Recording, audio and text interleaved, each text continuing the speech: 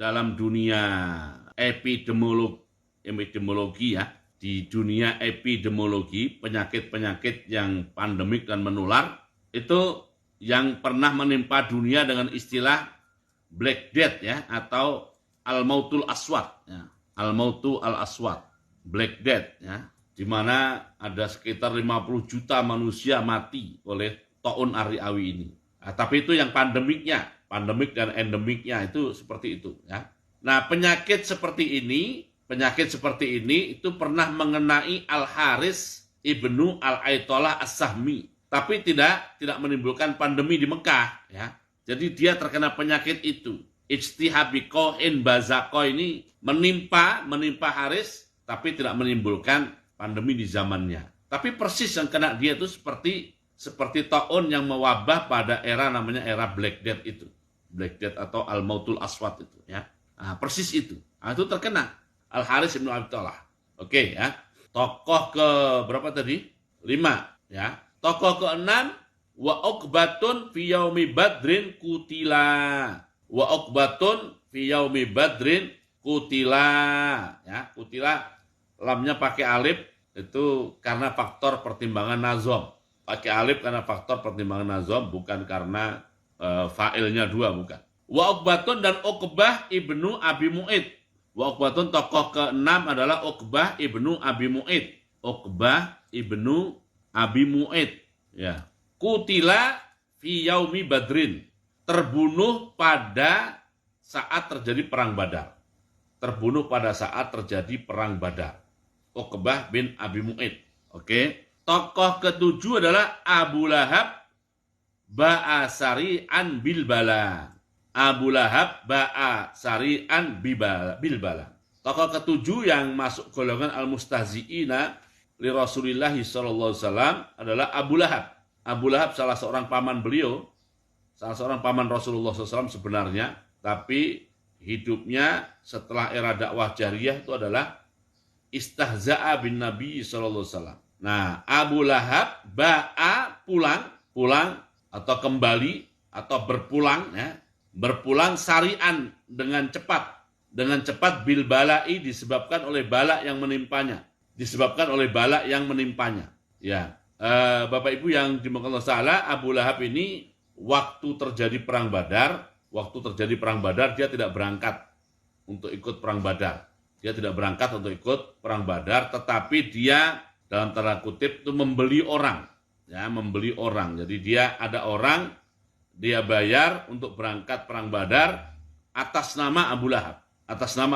Jadi dia nggak ikut perang Badar. Nah, tetap berada di Mekah. Begitu dia mendengar kabar tokoh-tokoh utama Quraisy meninggal atau mati di perang Badar seperti Abu Jahal, Uqbah bin Abi Mu'id, ya kan, Syaibah, ya, Utbah, itu tokoh-tokoh utama, Umayyah, ya, tokoh-tokoh utama yang pada mati terbunuh di Badar.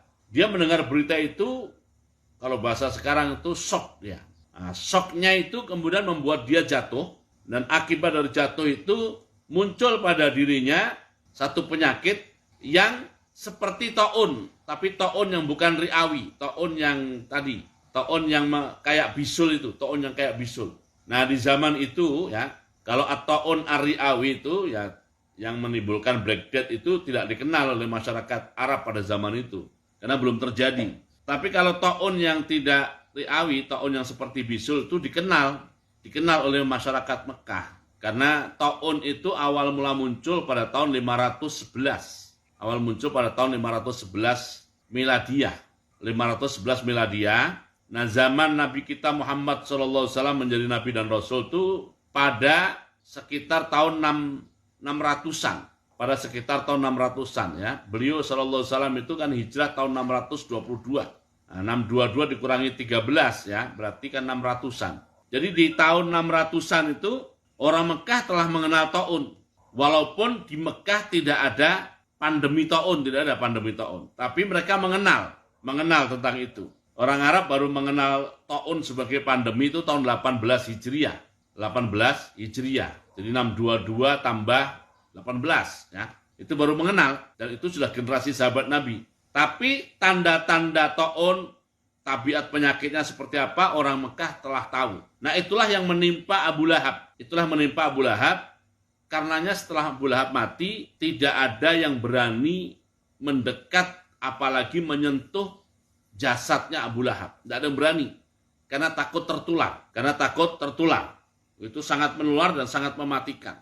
Itu yang dipahami oleh mereka. Nah, karena takut tertular, maka tidak ada yang berani mendekat apalagi menyentuhnya. Oleh masyarakat Mekah akhirnya digali lubang yang ya tidak jauh-jauh dari Abu Lahab, tapi yang sekiranya aman dari menular. Setelah lubang tergali, mayatnya Abu Lahab itu dicongkel menggunakan kayu panjang, congkel pelan-pelan, digelundungin, masukin ke lubang, lalu diuruk rame-rame. Nah, itulah Abu Lahab. Akhirnya perjalanan akhir hidupnya seperti itu. Nah, termasuk yang mustahziin yang ke-8, itu 7-7-nya itu mati dalam keadaan kafir dengan musibah yang mengenaskan. Ya. Oke. Nah, yang ke-8 ini Saminuhum, tokoh ke-8 yang masuk dalam golongan al-mustahziin adalah Saminuhum Aslama. Yang ke-8 itu akhirnya masuk Islam pada tahun 8 Hijriah saat Fatu Mekah, ya. Masuk Islam pada tahun 8 Hijriah saat masuk Mekah.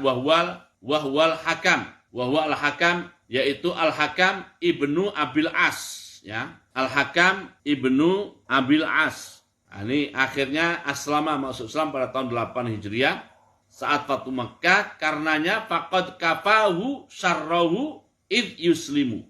Nah, dia nasibnya baik, kafahu syarrahu id yuslimu.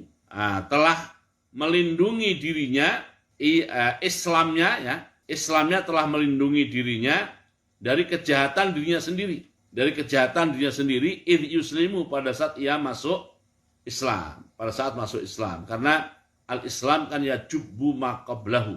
Al-Islamu ya jubbu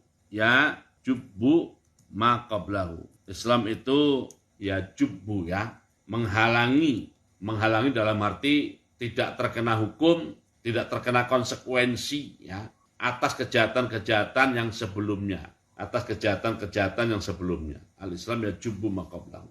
Oke, jadi Bapak Ibu yang dimuliakan Allah Ta'ala, jadi setelah Rasulullah SAW melakukan dakwah secara terbuka dan terang-terangan, menyampaikan apa adanya, apa-apa yang beliau terima dari Allah SWT, walaupun itu bikin marah orang-orang musyrikin Mekah, walaupun bikin mereka emosi dan memberikan feedback yang sangat buruk dan sangat negatif bagi kaum muslimin. Nah, setelah Rasulullah menyampaikan dakwah seperti itu ada kelompok di kalangan orang Mekah yang namanya kelompok al-mustahziin. Secara harfiah maknanya mengolok-olok, tapi bahasa sekarangnya membuli. Jadi tidak ada waktu yang mereka miliki kecuali mengganggu Nabi kita Muhammad SAW. Nah, mereka punya kecerdasan, daya pikirnya semuanya dikerahkan untuk membuli dan mengganggu Nabi kita Muhammad SAW dan para sahabatnya. Kalau mereka punya harta, mereka gunakan hartanya juga untuk mengganggu dan menghalangi dakwah Nabi kita Muhammad SAW. Kalau mereka punya anak buah, mereka gunakan anak buah itu juga untuk mengganggu. Semua potensi yang dimiliki digunakan untuk mengganggu dakwah Nabi kita Muhammad SAW. Nah, kelompok itulah disebut al-mustahziin. Ada beberapa tokohnya yang disebutkan di sini, ada 8, yaitu Al-Aswad, ya. Al-Aswad yang pertama yaitu Al-Aswad ibnu Al-Muttalib ibnu Asad. Al-Aswad kedua yaitu Al-Aswad ibnu Abdi Yahus.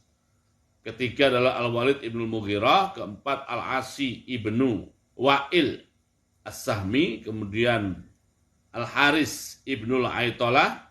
Kemudian Uqbah ibnu Abi Mu'id, Abu Lahab, ya. Dan kemudian Al-Hakam ibnu Abil As. Yang 7 dari 8 ini semuanya mati dengan cara mengenaskan. Dengan cara yang sangat mengenaskan, kecuali yang ke-8 karena dia akhirnya masuk Islam, maka Islamnya itu menghalangi dia untuk terkena bala dan musibah seperti yang menimpa yang lainnya. Oke, ya. Jadi kita ulangi lagi bacanya, waqad kafal mustazi'in al-bu'ada Allahu rabbuna faba'u birrada fa'amiyal aswadu thummal aswadu al-akharu istasqa fa'ardathul yadu. Kadza asyara lil walidi fantaqat al junhu wal asi kadzaka fa'arat lirijlihi syaukatu atta urhiqa ta uzhiqa wal harithu ijtiha biqai'in bazaqa wa uqbatun fi yaumi badrin qutilan Abu Lahab asari'an bil balam saminuhum aslama wa wal hakamu faqad kafahu syarrahu idh yuslimu. Oke, kita lanjutkan ya. Zikru masyi Quraisyin fi amrihi sallallahu alaihi wasallam ila Abi Thalib. Zikru masyi Quraisyin fi amrihi sallallahu alaihi wasallam ila Abi, bab yang menyebutkan tentang masyi Quraisyin, tokoh-tokoh Quraisy berjalan fi amrihi sallallahu alaihi wasallam, berkaitan dengan urusan Nabi kita Muhammad SAW, berjalan ila Abi Thalibin, menemui Abu Thalib, ya. Oke. Summa masyat Quraisyunil a'da'u ila Abi Talibinin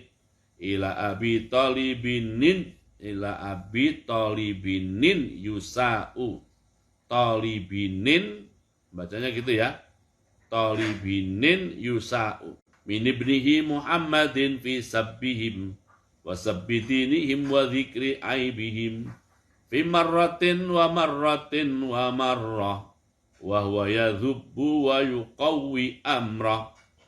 Fi akhiril marrati qalu atina Muhammadan wa khudh Umara tabnana badalahu qala aradtum akfulu ibnakum wa uslimu ibni yuqtalu. Oke. Summa masyad, kemudian berjalan. Siapa yang berjalan? Quraisyun, orang-orang Quraisy atau maksudnya tokoh-tokohnya berjalan ya. Quraisyun al-ada'u, Quraisy yang memusuhi Nabi kita Muhammad sallallahu alaihi wasallam, berjalan ila Abi Thalibin, menemui Abu Thalib,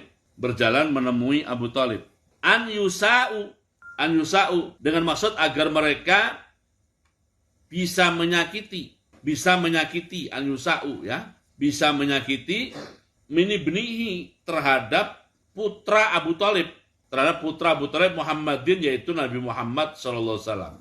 Yusa'u ya, terhadap putra Abu Thalib, yaitu Nabi Muhammad sallallahu alaihi wasallam. Nah, maksudnya bukan putra anak kandung, bukan ya. Putra anak keponakan. Fi sabbihim ya. Nah, berkaitan dengan urusan mencaci maki mereka. Ini kalimat sabbihim itu versi Quraisy ya, bukan versi Nabi Muhammad SAW ya. Wasabbidinihim, dan mencaci maki agama mereka, wa dzikri aibihim, dan menyebutkan aib atau cacat mereka, fi marratin, pada suatu kali, wa marratin, dan pada kali yang lain, wa marratin, dan pada kali yang lain lagi, 3 kali berarti ya.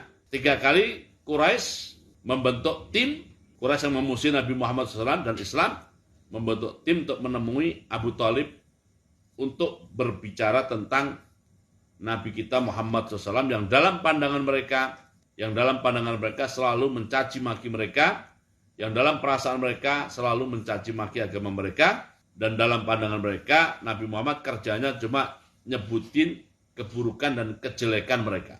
Ini versi mereka tentu ya.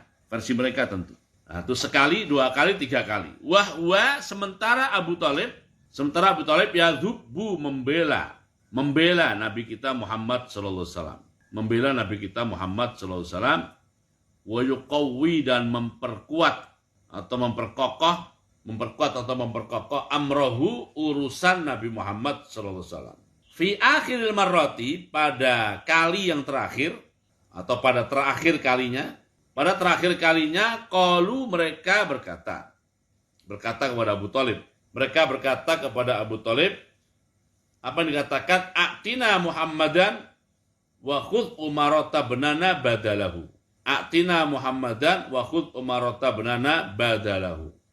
A'tina, serahkanlah kepada kami.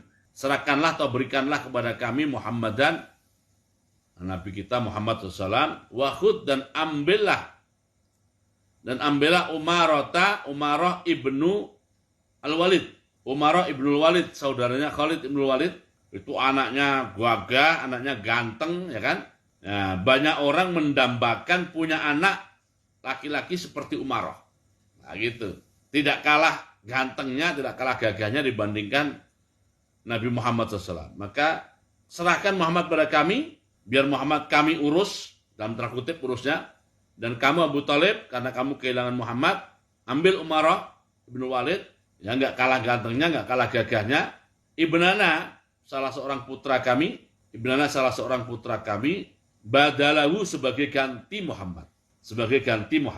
Kala Abu Thalib menjawab, ini memang tawaran bargainingnya Quraisy ini konyol nih. Maka dijawab oleh Abu Thalib, kala aradtum akfulu ibnakum wa uslimu bni yuktalu.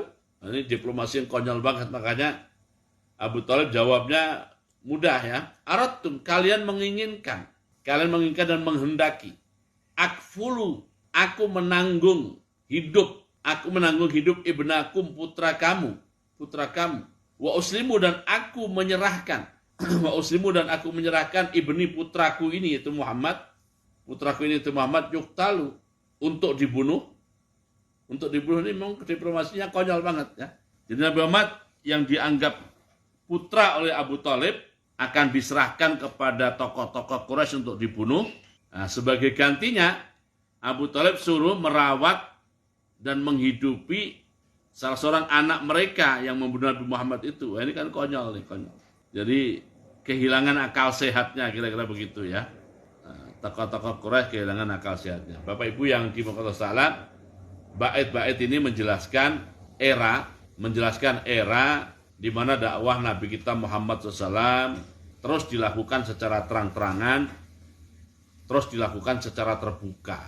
Apapun konten atau isi wahyu yang beliau terima dari Allah, apakah wahyu yang beliau sampaikan itu akan menyinggung tokoh-tokoh Quraisy, ya, ataukah akan menyinggung agama mereka, ataukah akan menyebutkan aib mereka, pokoknya beliau terima dari Allah, beliau sampaikan apa adanya.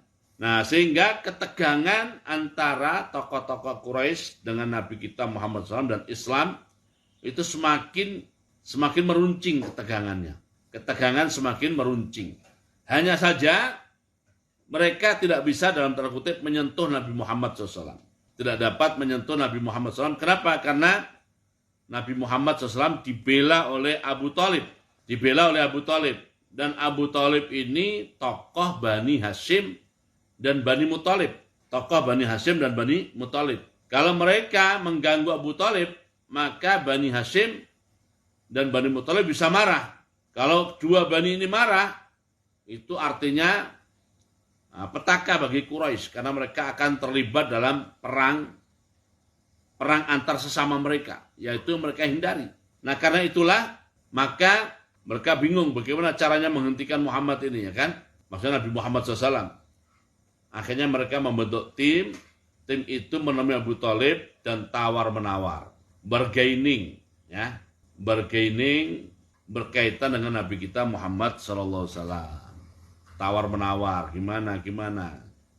Ini anakmu yang namanya Muhammad SAW itu tidak pernah henti-henti. Versi mereka mencaci maki kami, ya kan? Mencaci maki agama kami dan menyebutkan aib-aib kami, yang sebenarnya bukan mencaci maki sebenarnya sih, ya. Karena mencaci maki itu dilarang, ya. Wala tasubul alladziina da'una rabbahum fa yasubbullah adwan bighairi ilmin. Jadi dilarang orang Islam itu mencaci maki sembahan-sembahan orang-orang musyrikin. Kenapa? Karena efeknya nanti mereka akan mencaci maki Allah SWT. Saat mencaci maki sembahan selain Allah itu memang haknya untuk dicaci. Tapi kalau mereka membalas dengan mencaci maki Allah itu tidak tepat. Sebabnya kita, ya kan? Sebenarnya tidak mencaci maki, tapi dipahami oleh tokoh-tokoh Quraisy bahwa Nabi kita kerjanya mencaci maki mereka, mencaci maki agama mereka dan menyebutkan aib-aib mereka. Nah, tawar-menawar awalnya dengan bahasa, ini fimarrotin pada kali pertama bahasanya masih bahasa lembut, wamarotin juga kali kedua masih lembut, wamarotin dan masih lembut, ya. Dengan pendekatan-pendekatan yang lembut. Tapi selalu Abu Thalib membela Nabi Muhammad SAW dan mendukung apa saja yang dilakukan oleh Nabi kita Muhammad SAW. Nah, karena sudah kehabisan ide tokoh-tokoh Quraisy, akhirnya pada akhiril marrat mereka menawarkan solusi. Ya. Nah, solusinya aneh tadi. Ya. Gimana kalau Muhammad kamu serahkan pada kami untuk kami urus, dan kamu Abu Thalib mengambil Umarah ibnul Walid untuk kamu urus. Ya kan impas. Ya, kata Abu Thalib, itu mah konyol. Aku serahkan putraku Muhammad untuk kalian bunuh, dan kalian serahkan Umarah kepadaku untuk aku rawat. Nah, itu kan konyol namanya. Ya bukan win-win solution, itu mah konyol. Nah, oke. Di buku-buku sirah lainnya, Bapak Ibu yang dimaksud salah, di antaranya adalah di Sirah Ibnu Hisham, di antaranya di Sirah Ibnu Hisham, diceritakan bahwa ya karena desakan dan pressure dari tokoh-tokoh Quraisy yang sangat kuat pada Abu Thalib, akhirnya Abu Thalib berbicara kepada Nabi Muhammad SAW. Berbicara, menyampaikan pesan-pesan yang disampaikan oleh tokoh-tokoh Quraisy. Yang kemudian apa yang disampaikan Abu Thalib itu dijawab oleh Nabi kita Muhammad SAW. Wallahi ya'am, demi Allah wahai pamanku, ya. Lau wada'u syamsa ala yamini, ya. Ala yamini wal qamara ala yasari ala an atruka hadzal amra ma taraktuhu hatta yudhhirahullah au ahlika dunahu.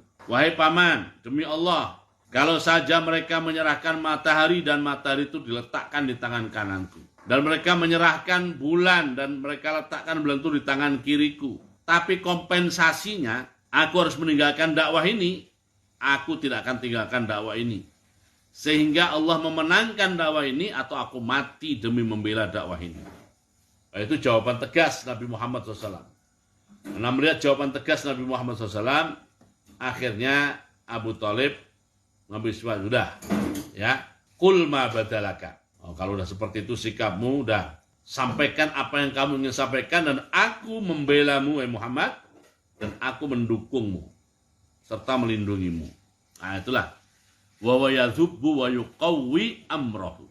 Namun menurut penelitian para pengkaji riwayat, kisah yang disebutkan oleh Ibnu Hisham itu adalah kisah yang secara riwayat atau secara ilmu riwayat itu dhaif.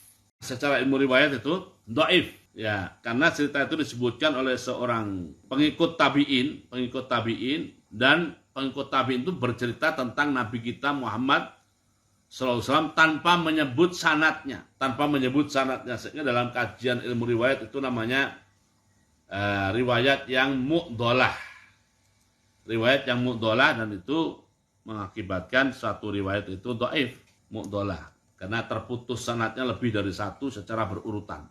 Sanadnya terputus lebih dari satu dan berurutan. Oke, ya. Jadi itu cerita seorang atba' at-tabi'in. Mengenai Nabi kita Muhammad SAW. Oke, Bapak Ibu yang dimaksud, sementara yang kita baca dari Alfiyah Sirah sampai sini dulu, ya. Insyaallah kita lanjutkan pada pertemuan yang akan datang. Kita tutup dengan doa penutup majelis dan suratul asri. Subhanakallahumma bihamdika asyhadu an la ilaha illa anta astaghfiruka wa atubu ilaik. Bismillahirrahmanirrahim. Wal asri innal insana lafi khusr illa alladziina aamanu wa 'amilus shalihat wa tawashaw bil haqqi wa tawashaw bis sabr. Assalamualaikum warahmatullahi wabarakatuh.